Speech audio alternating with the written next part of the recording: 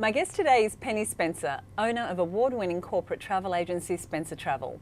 For 60% of her staff, Spencer Travel has been their only job.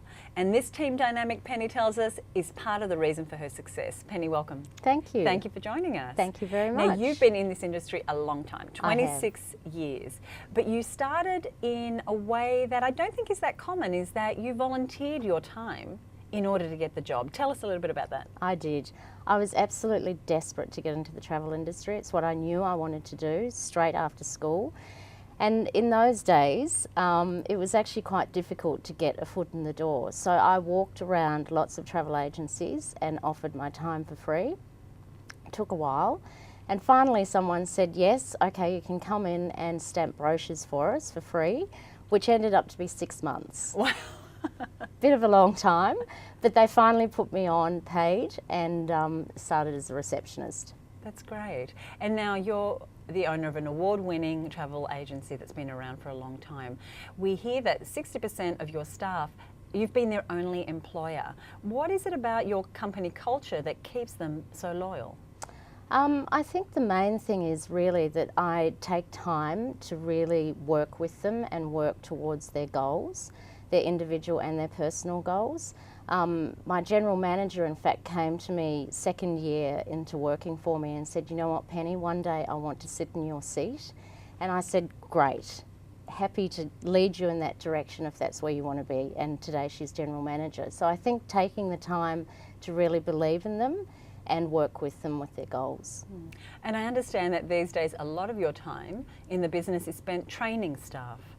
And that's a high value for you, is that correct? Yes, I like to bring juniors into, well obviously that's how I started in the industry, so I believe that's the way that I should continue bringing people into the industry. So therefore obviously we have to train them up, mentor them through the business, so it might not be myself mentoring but other staff within the business and other staff training them, because really I like to train them our way, and that seems to work. Talking about mentoring, you recently pioneered a new mentoring program for your industry, which is quite a big task to take on. We have a mentoring program, I know how much work it is. Yes. What inspired you to take on such a challenge?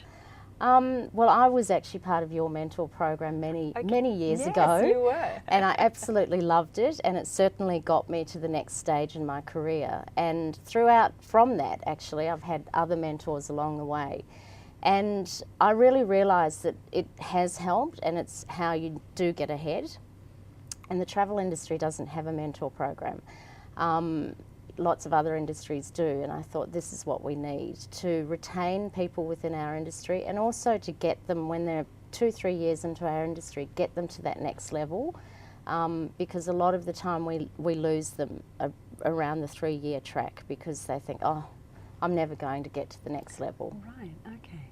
With having been in the business for this long, and as you said, you know, some people after 3 years it's time to go. How do you stay motivated after so many years in that same industry? Myself? Yes.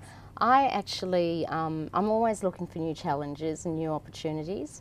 I'm always working towards something different that I can bring to the business, and I read a lot, and I'm in a lot of different business groups on a lot of different committees, and that keeps me very motivated, very busy but very motivated.